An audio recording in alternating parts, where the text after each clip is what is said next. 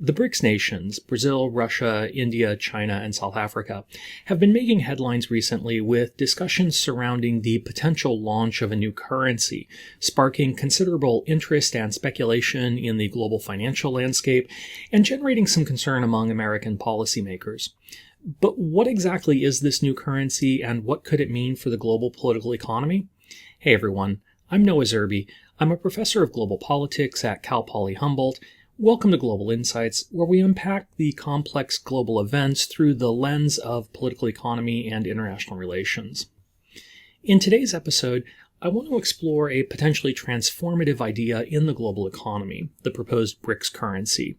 But let's start with the basics. BRICS is an acronym for Brazil, Russia, India, China, and South Africa. The term was first coined in 2001 by Goldman Sachs economist Jim O'Neill to highlight the growing economic power of these countries. The BRICS countries formally established their partnership in 2009 with the first Leaders Summit held in Russia. In 2011, South Africa joined the group, expanding the acronym from BRIC to BRICS, and last year, Egypt, Ethiopia, Iran, and the United Arab Emirates joined the group. Saudi Arabia has also been offered membership, though so far has neither accepted nor rejected its association with the group. The BRICS alliance has also actively been exploring a partner country model to allow non-member states to collaborate on shared goals without formally joining the bloc. And more than 50 countries have expressed interest in joining the group, reflecting the broad influence of the BRICS nations and their ambition to reshape the global order. Collectively, the BRICS countries represent a significant portion of the world's population and global economic activity, comprising more than 40% of the world's people and about a quarter of the world's gross domestic product. And they've been increasingly vocal in their desire to reform the global financial system, including reducing reliance on the United States and challenging international institutions like the International Monetary Fund and the World Bank for their overrepresentation of Western interests. The potential launch of a BRICS currency is seen as a major step towards achieving these goals. While the details still remain sparse, the general idea is to establish a financial system more insulated from the American monetary policy and sanctions, reducing reliance on the US dollar, and giving these countries greater financial autonomy. While BRICS leaders have expressed interest in increasing trade and using local currencies and reducing reliance on the US dollar, details about a BRICS currency remain sparse and largely speculative. No official timeline or design has been confirmed, and it's not yet clear if the bloc aims to create a single common currency, a payment systems, or simply to facilitate local currency trade among members. Currently, the US dollar dominates international trade, accounting for nearly 60% of global reserves and being involved in about 90% of foreign exchange transactions worldwide. This dominance gives the United States significant leverage, often described as exorbitant privilege. This privilege confers unique advantages to the United States. For one, it allows the United States to borrow at lower costs, since global demand for dollars ensures consistent buyers for U.S. government debt. It also means that the United States can run persistent trade and budget deficits without facing the same pressure that other countries might face. However, for other countries, this system creates vulnerabilities, tying their economic stability to U.S. monetary policy decisions and exposing them to sanctions, sometimes described as the weaponization of the U.S. dollar. By creating their own currency, BRICS countries aim to bypass these challenges, reducing their reliance on the dollar and asserting greater financial independence. For instance, Russia, under heavy Western sanctions, would find such a currency appealing, particularly as a means to avoid dollar-based trade restrictions, thereby expanding their access to global markets. Now, why should we care about all this? There's a few reasons. A BRICS currency could disrupt the current international monetary system, which has been dollar-centric since the Bretton Woods Conference of 1944. It challenges the norms of unipolarity in global finance, a world dominated by the dollar, and hints at a multipolar financial system.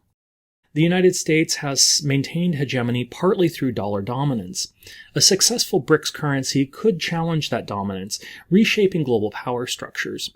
And if a BRICS currency increases trade efficiency within the bloc, it might foster greater cooperation, at least among its members.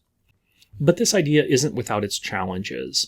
Economists question whether BRICS countries, with their diverse economic interests and politics, can sustain a unified currency. Unlike the European Union, which shares economic and political governance frameworks, BRICS lacks the same level of deep economic and political integration.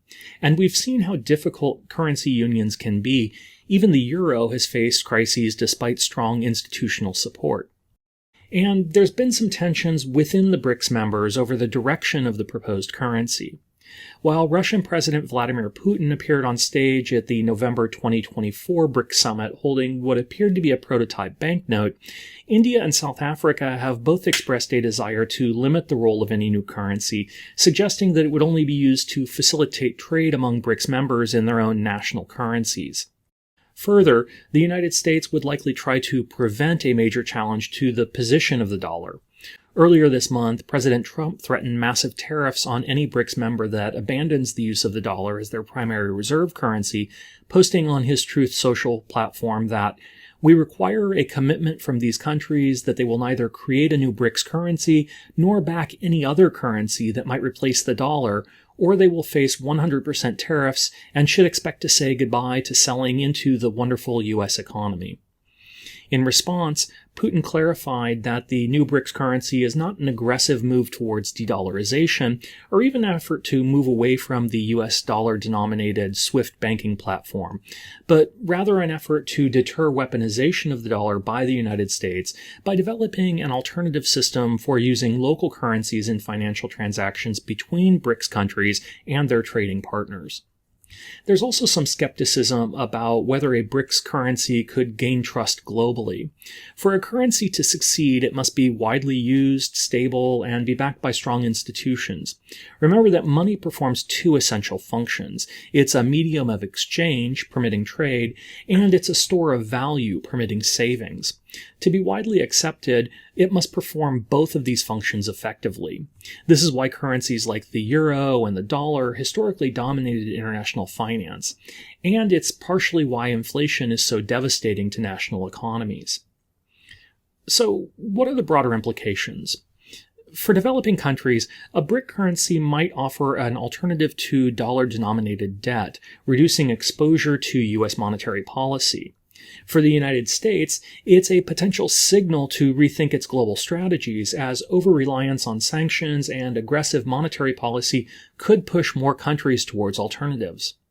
From a constructivist perspective, a push for a BRICS currency is not just an economic strategy, it's also a symbolic challenge to the global order dominated by Western norms.